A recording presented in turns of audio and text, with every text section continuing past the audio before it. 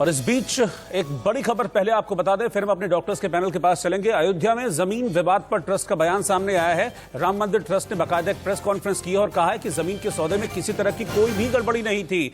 बाजार भाव से कम कीमत पर हमने जमीन खरीदी।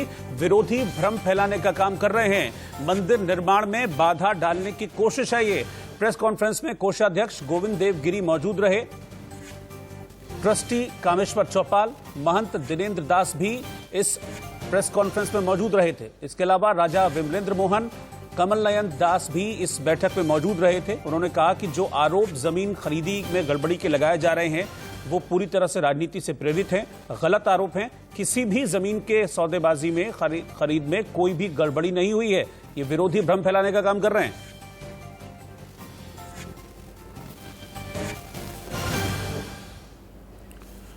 कोरोना के वक्त दिल्ली के एलएनजेपी अस्पताल के डॉक्टर्स और स्टाफ ने काफी महत्वपूर्ण भूमिका निभाई थी। क्या क्या चुनौतियां रहीं, इस पर एलएनजेपी अस्पताल के एमडी सुरेश कुमार से इंडिया न्यूज ने खास बातचीत की है।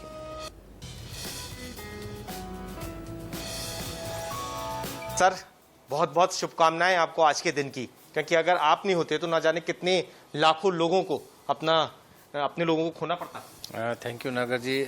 आपने देखा कि पिछले मार्च 2020 से लोकनायक लगातार कोरोना पेशेंट्स की सेवा में जुटा हुआ है और देश में सबसे ज़्यादा सर्वाधिक पेशेंट यहाँ से ठीक होकर गए हैं और 20,000 से ज़्यादा लोगों का यहाँ इलाज हुआ है।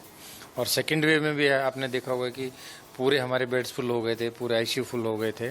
और इस दौरान पहली वेव में भी और सेकेंड वेव में भी टोटल 9 लोगों ने अपनी जान गंवाई कोरोना की वजह से। मरीजों की सेवा करते हुए खुद इन्फेक्ट हो गए और डेथ भी हो गई। तो हमें बड़ा दुख है हमारे साथियों का कि हम इस जो भयंकर पेंडेमिक था जिसमें कि हम अपने साथियों और अपने सिस्टर्स और अपने स्टाफ को भी नहीं बचा पाए। जनरल पब्लिक का तो आपने देखा होगा कि कितने लोग संक्रमित हुए। और इन सब के बावजूद जो हौसला था, जो एक डेडिकेशन था एक ड्यूटी के प्रति कि भाई मरीजों की सेवा करनी है, उस सेवा भाव से हमारा पूरा स्टाफ, पूरी टीम, पूरे डॉक्टर्स लगे रहे। और मैं आपको धन्यवाद देता हूं कि आपने डॉक्टर्स डे पर हमें प्रोत्साहित किया।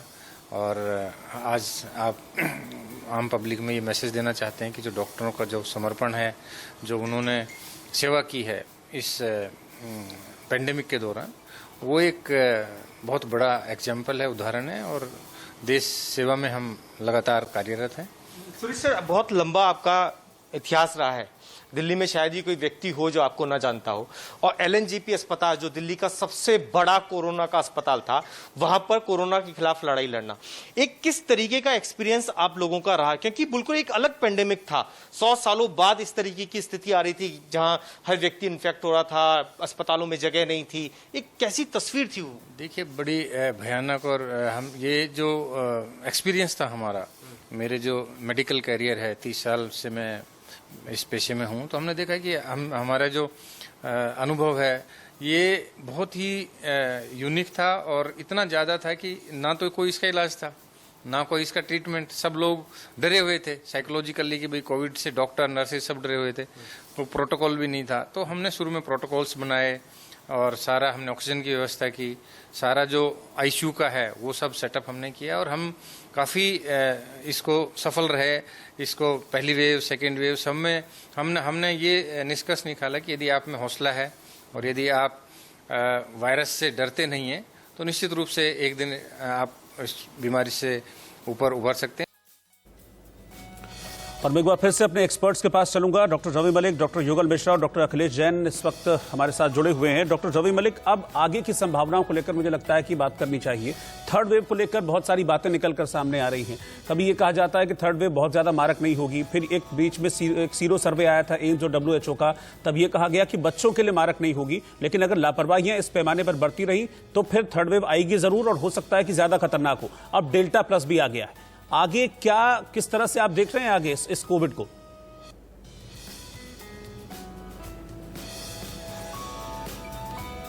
रहना चाहिए कि थर्ड वेव नहीं आएगी।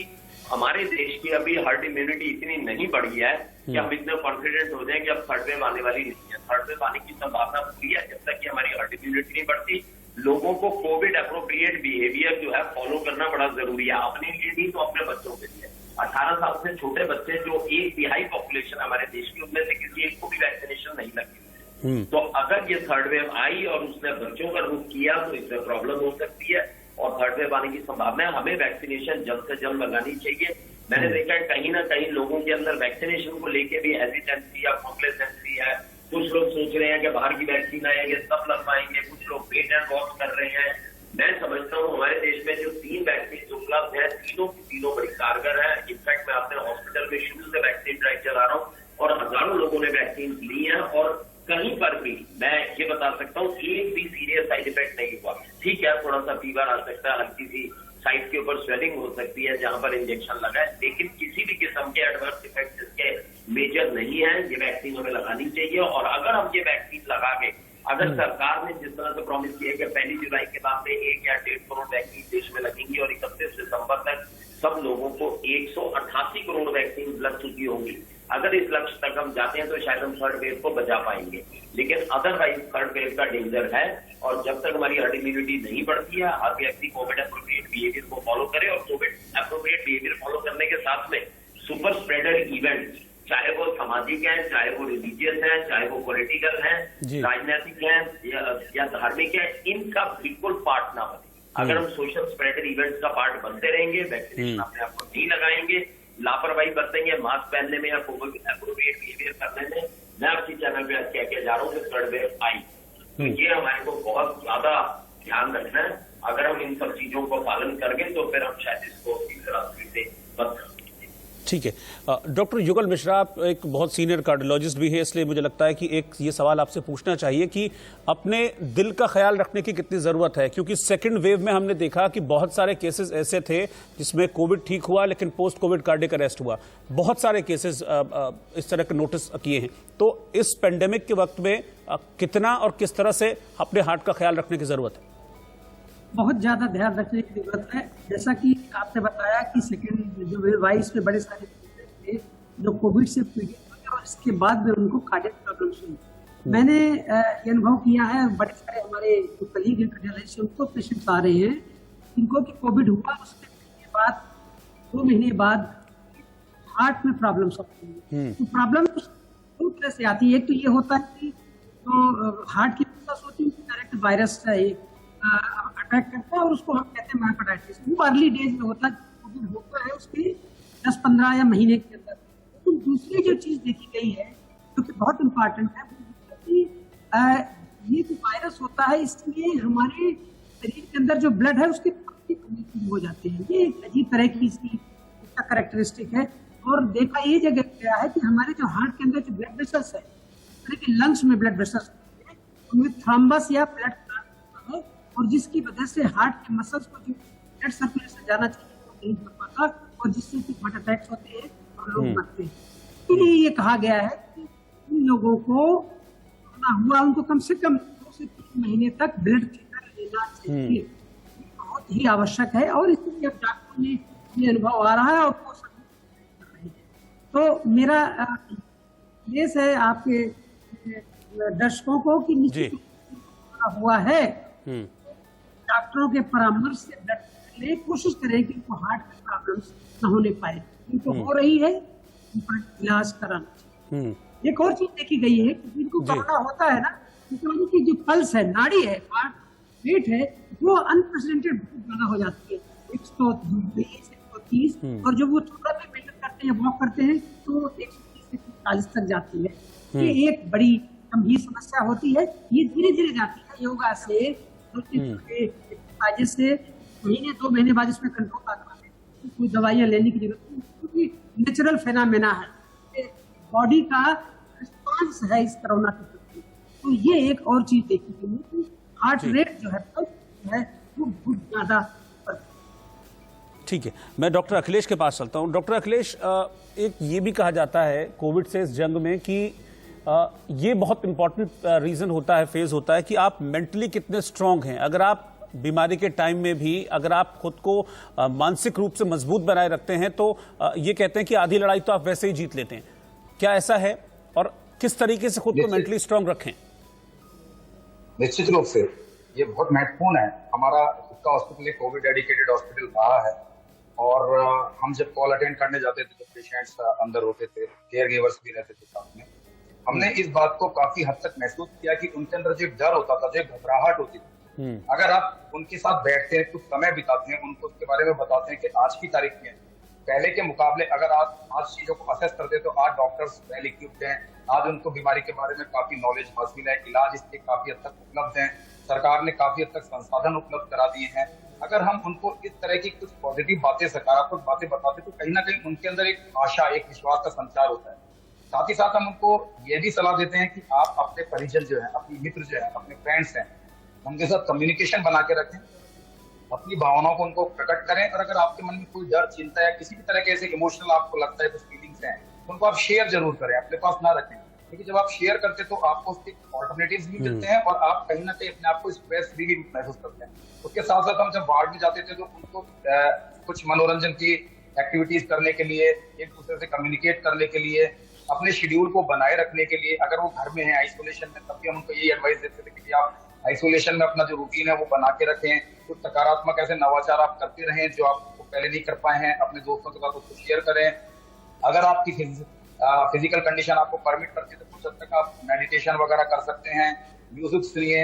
लेकिन जो सबसे महत्वपूर्ण बात थी जो यही थी कि आप परिजनों का, फ्रेंड्स का, चिकित्सक का उस व्यक्ति के साथ संवाद बनाए रखना बहुत जरूरी है। और एक बहुत महत्वपूर्ण बात इसमें यहाँ ये भी आती है कि कई बार जो व्यक्ति जो इससे पीड़ित है वो कहीं ना कहीं कंफ्यूजन में आके बहुत सारे चिकित्सकों से एक साथ सलाह लेता है जी। हम उसमें उनको यही कहते हैं कि आपका जो एक अधिकृत चिकित्सक है, जो एक आप जिससे ट्रीटमेंट ले रहे हैं, उनकी सलाह का पालन करें। आप बहुत जगह से सलाह लेते तो कहीं ना कहीं भ्रांति की स्थिति पैदा होती है, और अगर कहीं कुछ परेशानी है तो चिकित्सक के संज्ञान में लाते हुए आप किसी अन्य चिकित्सक को अपने इलाज के बारे में बता सकते हैं। लेकिन एक साथ जब आप बहुत सारी जगह से सलाह लेते हैं तो कहीं ना कहीं कंफ्यूजन की स्थिति पैदा होती है।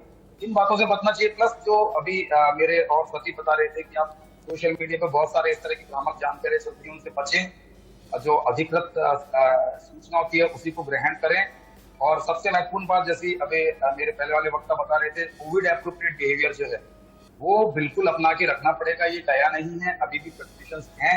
आपको मास्क पहनना पड़ेगा, सोशल डिस्टेंसिंग करनी पड़ेगी, जरूरत नहीं हो तो घर से बाहर नहीं निकलना है, क्योंकि अभी भी ये बड़ा अनप्रेडिक्टेबल है कि आगे क्या होने वाला है। तो निश्चित रूप से हमारा खुद का व्यवहार जितना संतुलित होगा उतना ही हम न केवल अपने आप को बचा पाएंगे बल्कि अपने आसपास के लोगों को भी बचाएंगे। जी ठीक है, आपका बहुत बहुत शुक्रिया डॉक्टर रवि मलिक, डॉक्टर युगल मिश्रा, डॉक्टर अखिलेश जैन। आप तीनों हमारे साथ जुड़े और आप लोग लगातार काम भी कर रहे हैं कोरोना के खिलाफ। आप सभी का बहुत बहुत शुक्रिया हमारे साथ जुड़ने के लिए।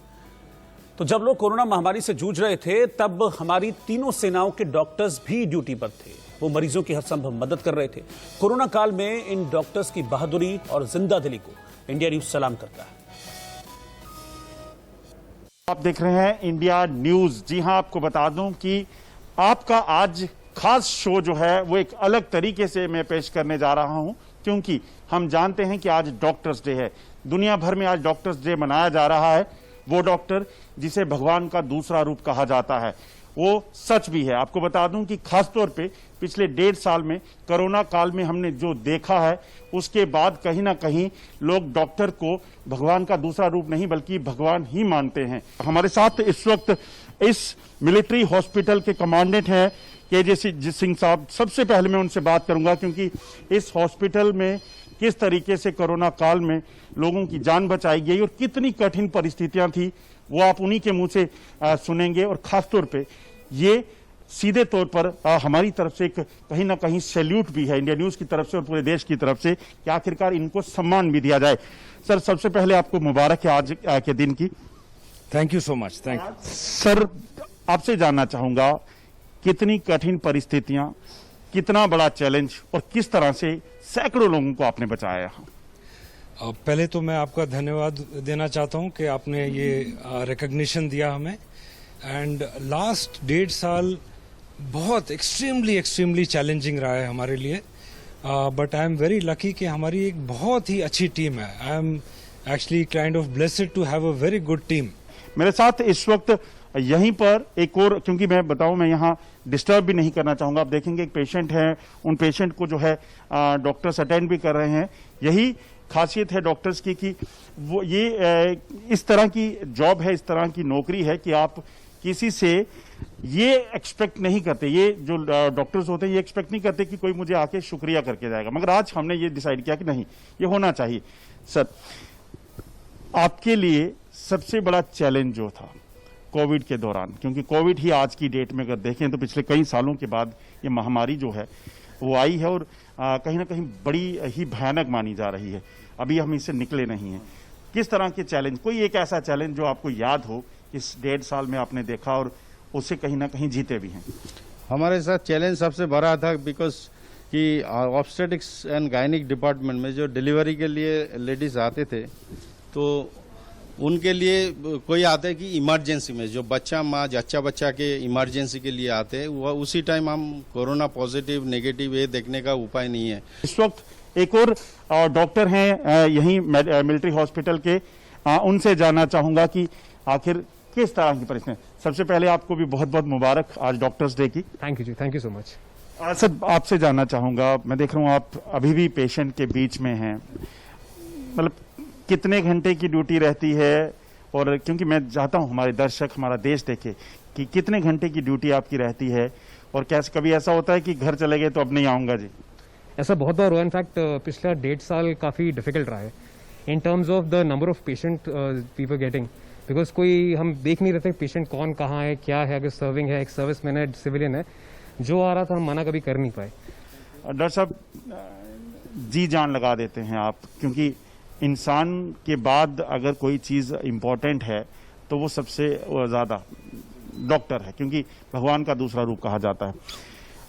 कितना बड़ा चैलेंज आपको लगता है और आज डॉक्टर्स डे पे क्या कहना चाहेंगे लोगों को? सबसे पहले तो ये पिछला 1.5 साल हमारे लिए बहुत ही चैलेंजिंग रहा है कोविड के कारण, एंड मैं लुक आफ्टर कर रहा हूँ ऑपरेशन थिएटर, आईसीयूज इंक्लूडिंग जो कोविड आईसीयू है। करीब 4000 से ज़्यादा सर्जरीज हो चुकी हैं ड्यूरिंग जो पीरियड रहा है ये 1 साल का लॉकडाउन का, एंड प्लस जो सबसे चैलेंजिंग रहा है वो है जो कोविड पॉजिटिव पेशेंट्स जो कि एज इमरजेंसी हमारे पास आ रहे थे। डॉक्टर साहब, आपका स्वागत है। सबसे बड़ी बात इस वक्त जो सबसे बड़ा चैलेंज रहता है आपके पास, क्योंकि इस हॉस्पिटल मिलिट्री हॉस्पिटल में आपके पास आपके जो सोल्जर्स हैं, कभी वो इंजर्ड हो जाते हैं, वो आते हैं, कोविड वाले भी आते होंगे, एक्सीडेंटल पेशेंट भी आते होंगे और सर्जरीज आप करते हैं। किस तरह की सर्जरीज, कॉम्प्लिकेटेड सर्जरीज आपके पास आई और कोविड सिचुएशन में कैसे हैंडल किया? कोविड सिचुएशन में मेन जो हमारे पास चैलेंज रहा है कि पेशेंट को ट्रांसफ़र करना हायर सेंटर में। अंडर नॉर्मल सर्कमस्टांसेस हमारा ये मकसद होता है कि पेशेंट को स्टेबलाइज किया जाए। जो सर्जरी हम यहाँ एज ए जनरल सर्जन कर सकते हैं वो डेफिनेटली हम करते हैं। जो चीफ मैट्रन हैं वो हैं, उनसे बात करते हैं। मैम, आपका एक बहुत इंपॉर्टेंट रोल रहता है, क्योंकि डॉक्टर्स यहाँ पे ट्रीटमेंट देते हैं, मगर उसके बाद जो प्रिकॉशन, जो केयर देना है वो आप लोगों को देना होता है। किस तरह की परिस्थितियां थी? हर वक्त पेशेंट के साथ रहना, आपके जो बाकी कोलीग होंगे, क्या होता था? नर्सिंग प्रोफेशन ऐसे एक डेडिकेटेड प्रोफेशन है, वो विदाउट फैशन कोई कर नहीं सकता है। ये हॉस्पिटल, ये वार्डों में इतना सीरियस पेशेंट है, वो दिन रात मरीजों के साथ सेवा कर देते हैं। Doctors are the brain of the hospital, nurses are the pillar of the doctors. Satish Kumar हैं जो लॉजिस्टिक देख रहे थे इस मिलिट्री हॉस्पिटल में। आपके लिए तो काफ़ी दिक्कत होती होगी, क्योंकि आपने हर चीज़ को हैंडल करना है। मतलब डॉक्टर्स पेशेंट को देख रहे हैं, केयर कर रहे हैं, मगर आपको देखना है कि कोई भी ऐसी चीज़ जिससे इन्फेक्शन फैल सके वो कहीं ना यहाँ रह जाए। यस, ये काफ़ी चैलेंजिंग टाइम था हम सब के लिए यहाँ पे।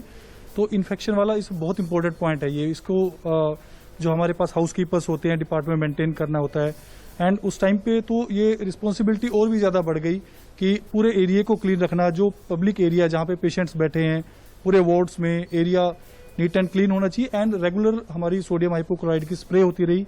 इस दौरान इस टास्क को पूरा करने के लिए हमने कुछ स्क्रब राइडर्स भी खरीदे जो कि अपने ऑटोमेटेड होती हैं, पूरे एरिया को क्लीन करती हैं। आज के मौके पर इस खास कार्यक्रम में हमने आपको मिलिट्री हॉस्पिटल के उन्हीं डॉक्टर्स, उन्हीं स्टाफ से मिलाया है और उम्मीद करेंगे आपको पसंद भी आया होगा। आज के प्रोग्राम में बस इतना ही। आपसे फिर मुलाकात होगी कल, तब तक के लिए नमस्कार। फिलहाल रुकना एक ब्रेक के लिए, आप बने रहिए इंडिया न्यूज के साथ। आज कोरोना की या मौत की सबसे भयानक लड़ाई में हम हैं क्योंकि हमारे डॉक्टर्स हैं हमारे साथ। दुनिया भर के तमाम डॉक्टरों को आज डॉक्टर्स डे पे मैं शमा सिकंदर और इंडिया न्यूज़ तहे दिल से सलाम करती हूँ, बहुत बहुत शुक्रिया अदा करती हूँ। आपके सपोर्ट के बिना हम कुछ भी नहीं सोचते। Thank you so much for being there. Doctor इस संसार के वास्तविक हीरो होते हैं। ये हमारे जीवन की रक्षा करते हैं और यही हमें जीवन से प्यार करना सिखाते हैं। त्योहार हो, रविवार हो, दिन हो या रात हो, ये हमेशा से हमारे लिए खड़े हैं। मैं आर्यपुत्र अपने तहे दिल से सभी डॉक्टर, नर्सेस और स्वास्थ्य कर्मियों का धन्यवाद करता हूँ। सुरक्षित रहें, घर पर रहें। देखिए, हमारे बीच जो हमारे डॉक्टर्स हैं, जो फ्रंटलाइन वर्कर्स हैं, ये हमारे एक्चुअली वाकई में हीरोज हैं और इनको हर सुबह जब ये तैयार होकर अपने काम पे जाते हैं तो सरफे कफन बांध के जाते हैं। और इस महामारी से जो हमें बचा रहे हैं, हमारे इस डॉक्टर्स डे में हम ये कहना चाह रहे हैं, जो हमें बचा रहे हैं, हमें सुरक्षित रखना चाह रहे हैं, उनको अगर आप किसी भी तरीके से मदद करना चाहते हैं, उनको अगर आप उनको आदर दिखाना चाहते हैं, उनको धन्यवाद कहना चाहते हैं, तो इससे बड़ा धन्यवाद नहीं होगा कि आप कम से कम प्रोटोकॉल फॉलो करें और उनका चेहरा ना देखें।